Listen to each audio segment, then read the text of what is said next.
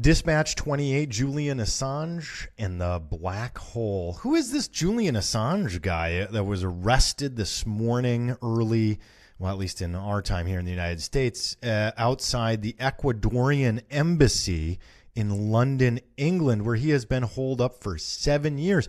Why has he been holed up? Who is he? What's going on with this? It's an intrigue, an international intrigue story. He's won dozens of journalism awards. He was nominated for the Nobel Peace Prize. He's been celebrated and vilified for both sides of the aisle over the years. It's actually really impressive to see one individual be celebrated and vilified by both sides at various times. It's really an interesting story, though. So he, in 2006, created this group called Wikileaks. Wikileaks was created to expose government secrets.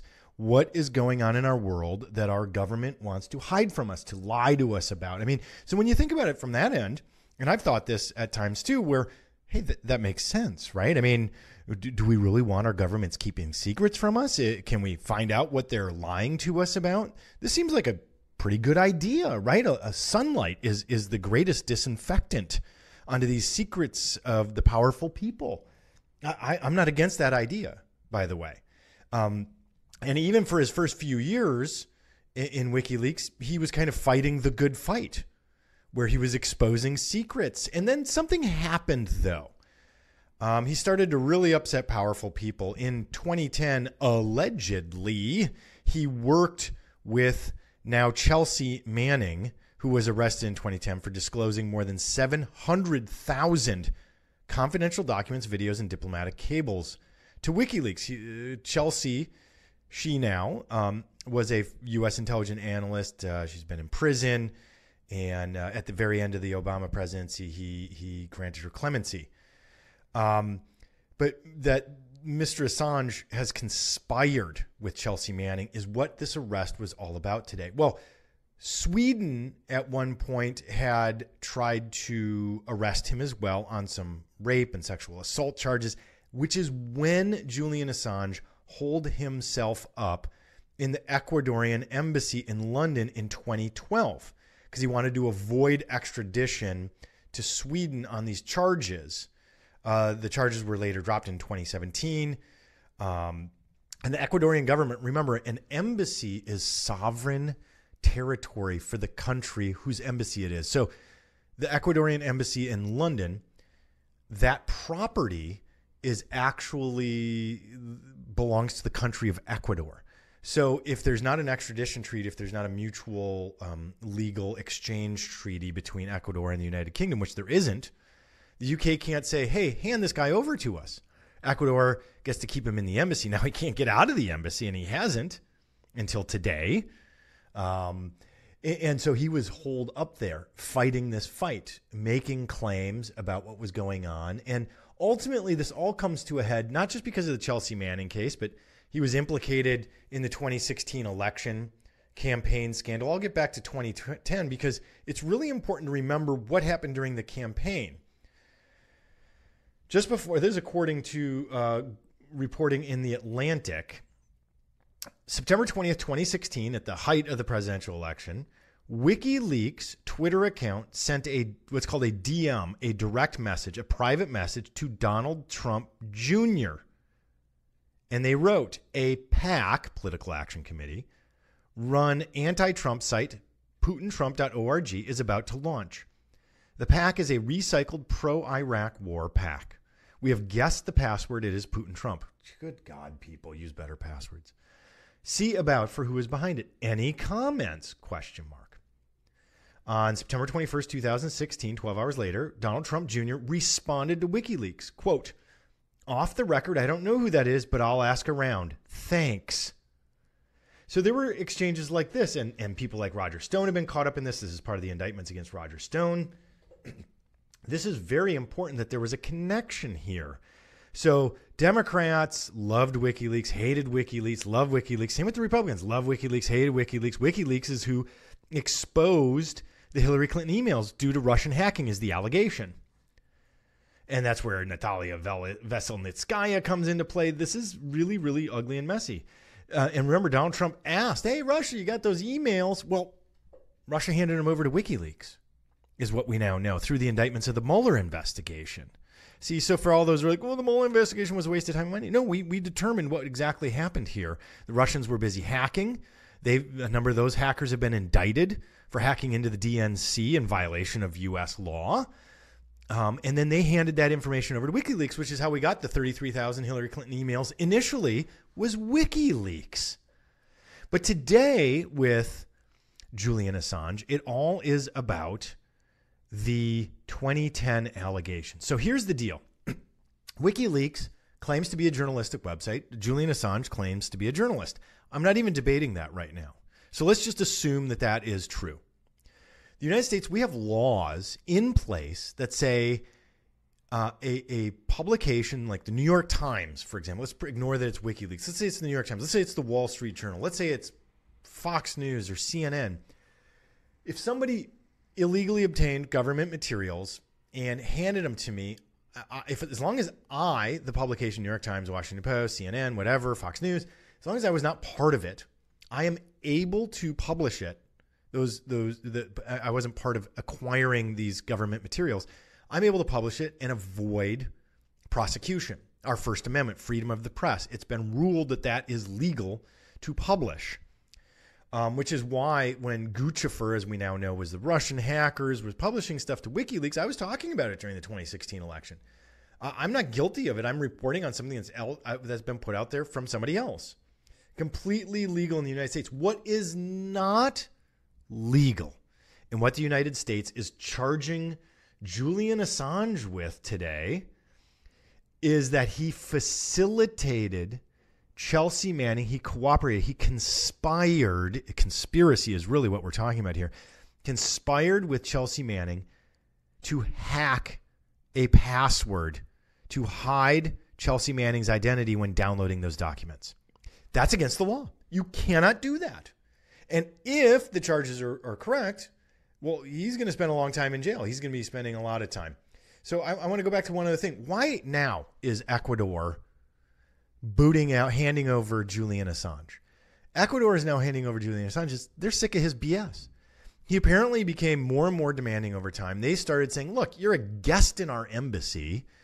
You're hiding out here from authorities from around the world. We got some rules for you to follow. We're not your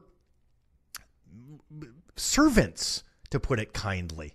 We're here. We're giving you this space. And apparently Julian Assange started getting more and more demanding. And I'm guessing here that they just got sick of it. Like, forget it. We're done with your demands. We need to deal with this. We're trying to do stuff with the United States, with England, everybody else. They're all pissed that you're hiding out here. You become a pain in our ass. We're done. Goodbye. And I think that's what happened today. So Julian Assange is heading off into a black hole. We don't know exactly if the UK is going to extradite him yet or not, at least at the time of this recording. Maybe by the time you're listening, he'll have been extradited. I don't know. We're going to find out.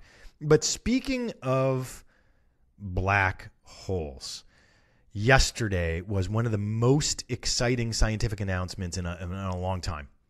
Truly mind-blowing. The National Science Foundation had a press release, a press conference, starring genius scientists in this day and age where science is under attack. It was one of the most brilliant and beautiful things I've ever seen. The National Science Foundation and the Event Horizon Telescope announced and published the first ever picture, an actual photographic observation of an unbelievably massive black hole at the heart of a galaxy called Messier 87, or M87 for short. This black hole is so gigantic, it is roughly the equivalent of 6.5 billion of our sun. I mean, that's 6.5 billion times as massive as our sun. That's how gigantic it is. Now, when you think to yourself, wow, I don't know what that means. You're right. It's unimaginably gigantic and massive. The black hole they've calculated at the center of the Milky Way galaxy is 4.2 billion times as massive as our sun. So this is 50% bigger than the one at the center of the Milky Way galaxy. And it just happened to be turned on its edge in a way that it was perfect for observation. And they set up 8 telescopes around the world to observe this thing. And they worked together in this using long-range interferometry. I'm not even going to say it right. They extrapolated it. They coordinated through atomic clocks. And then the petabyte of data they were able to crunch down. It took them 2 years to validate all of this stuff. And it's 55 million light years from Earth. It's gigantic. It's amazing. But it proved Einstein's general relativity, and it scared the hell out of me looking at this thing because they had to use the name Event Horizon, that scary 1997 sci-fi horror film starring Sam Neill. Did you really think you could destroy this ship? She's defied space and time. She's been to a place you couldn't possibly imagine.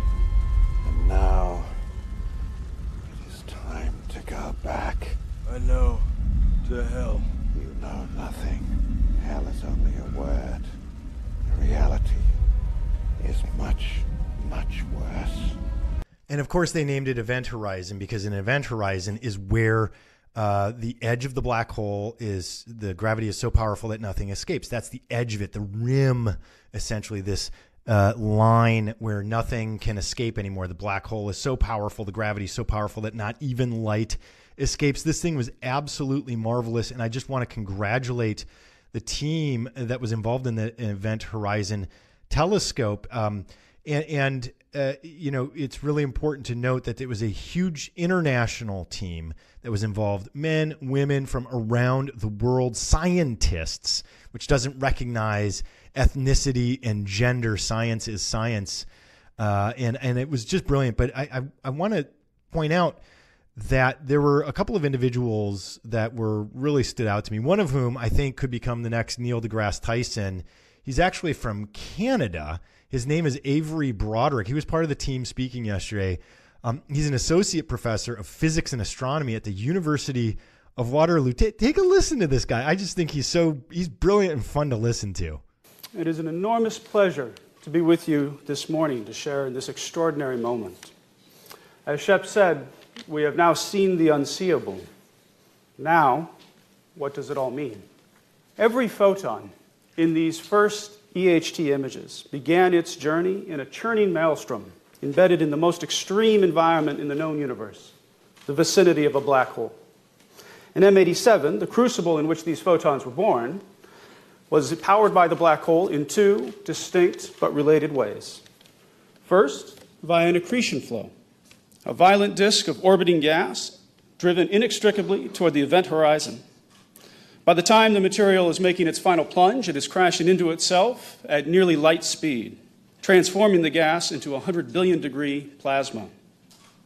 Not only did I find him fun to listen to, he's like a character out of a movie. He's got the ponytail. He's a little bit pasty. I don't know. He's fun, and he was so smart, and it was really fun to listen to. Again, every single individual involved in this project is off the charts smart. And there's a woman who's trending on Twitter right now because she's the one who helped process the petabyte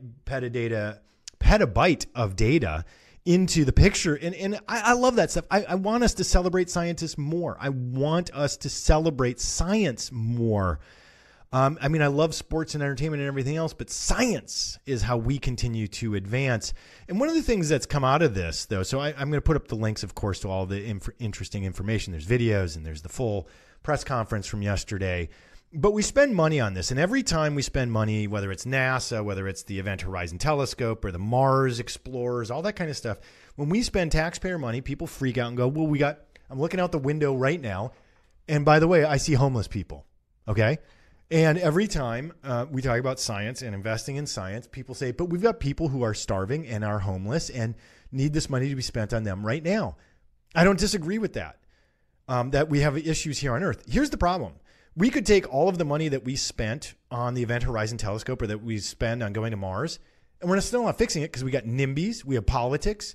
We here on Earth actually, too many of us are not interested in helping one another. So we need to be doing these things, these big picture things to inspire humanity, also to eventually get us off this planet at some point, but also It's not a zero-sum game. We need to be doing things for the future in addition to doing things for today. We finally have really good leadership here in the state of California working on the homeless problem. And then we got NIMBYs everywhere. San Francisco, they're fighting it.